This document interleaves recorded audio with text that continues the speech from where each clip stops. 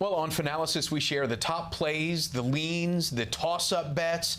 The toss-up bets, though, are the statistically less likely to hit bets, if you will. So be careful with this category of bets. But to help us navigate Week 14 in the toss-ups, we have Frank Stampfl of SportsGrid and the Chief Product Officer of the Quant Edge, Eliot Crist. All right, we've gone through almost every game here in Week 14. These are the toss-ups. Let's look at the Panthers game that are giving 3 on the road in Atlanta. Frank, let's start with you here. Carolina's only averaging 18 points a game over their last 3 games. What are the pros seeing when they look at that? Look, this is why it's part of the toss-up segment, right? I think you can't have a strong opinion on a toss-up. There's okay with that. This is the fireball, right? Right. Ron Rivera was just fired. Dan Quinn is likely to be fired at the end of the season, right? And I would, if I had to choose, I would lean with the Carolina Panthers just because, in my opinion, they have the better offensive weapons. They have, while they're not scoring points, I think they have the better offense. DJ Moore has really come on for this team. Christian McCaffrey, if running backs were allowed to be in the MVP conversation, he should be. And ultimately, Matt Ryan has not looked the same since he's returned from injury. So if I had to choose, I would lean with the Carolina Panthers. You have that little extra motivation playing under a new coach. But that's why this game is a stay away from me. Yeah. I come actually down on the other side of this one. And I'm with Frank. It's not a game I want to touch. But putting money on Kyle Allen is not something that I could bring myself to do. He's playing like he's colorblind. And the last time these two teams played, he was drilling Falcons defenders left and right, and actually had people wondering if the Falcons defense was better without Dan Quinn. But they came back down to earth, and we realized it's not that. I think one interesting thing with the Falcons is that Devonta Freeman's been a very matchup-sensitive guy this year, and in games where the Falcons are going up against a below-average run defense, he's actually had a bunch of really good games this year. The Panthers coming into this week have given up 22 rushing touchdowns. The Vikings were best at 3. I mean, they've given up 5 more rushing touchdowns than anyone else. So they've really been decimated on the ground. You also don't know how they're going to react to Ron Rivera getting fired. Sometimes that really, lights a fire in their team. Sometimes there's nothing happens. So I think there's too much unknown, but I would lean on the Falcons side here. All right, Eliot, one of the biggest spreads this week is Minnesota, and we have it right now at 12.5-point favorite over Detroit. That big of a spread is going to get the attention of somebody. So why are the pros staying away from this game? I mean, pros tend to want to take points whenever it crosses that double-digit mark. I mean, it's something like 55% of double-digit underdogs in the NFL have hit. Putting your money on David Blau is not necessarily something that's very exciting. We have a very small sample size. The Lions are basically playing with all backups in their backfield, right? Bo Scarborough, David Blau.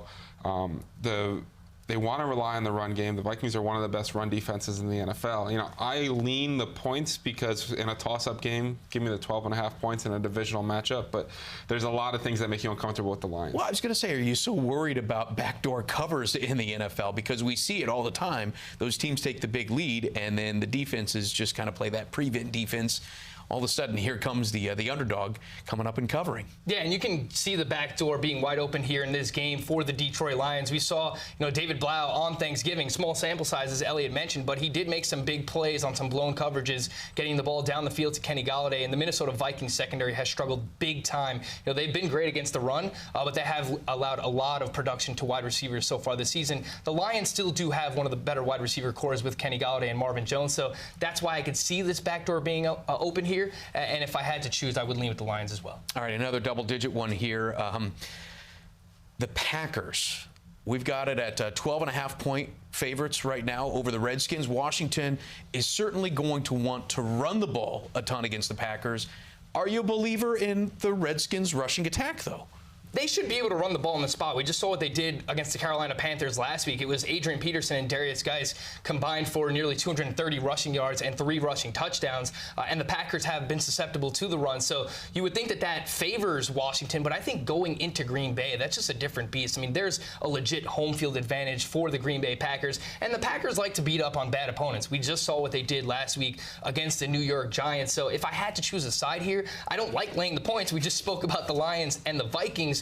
But I think that this is a good spot with Green Bay being back home in Lambeau. Well, yeah, what is the difference here? Because both are double-digit spreads. The pros would tend to lean towards the dog in the first game, but in this game, it does seem like the pros would be lining up on the favorite side.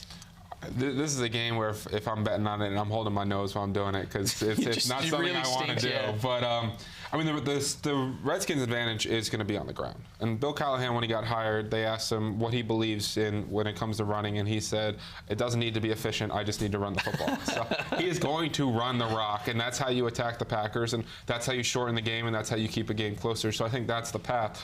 The problem is that's their only path to success because Dwayne Haskins has been horrendous this year, and with Devontae Adams back, the Packers are lighting people up. Well, he can't throw interceptions if he hands the ball off. That's a good point. The Chargers getting 3 in Jacksonville. Chargers just keep finding ways to lose. But is that just bad luck? And if it is that bad luck that can change, or is it sustainable bad luck, Eliot? I mean, analytics would suggest it's bad luck, right? But like, how long is something an outlier before you're just like, is this it's a trend? Yeah, right. It's a trend. They have found ways to lose games each week that you couldn't make up. The Jaguars have also been horrendous of late. I mean, they're going back to Gardner Minshew. They've been getting blown out. They've really gotten beaten up on the ground. We've seen Melvin Gordon come out strong since they made the offensive coordinator change. He's starting to play like pre-holdout Melvin Gordon. So I lean the Chargers in this one. I think they're the overall better team. They're playing better, but anytime you're laying points with the Chargers, you get nervous because they find ways at the end of the game. Oh, man, it just stinks to be able to root for that team because you know it's going to end ugly. All right, that's a look at our toss-up bets for Week 14 of the NFL season. For Eliot, Crist, and Frank Stampfl, I'm Steve Overmyer, and this is Fanalysis.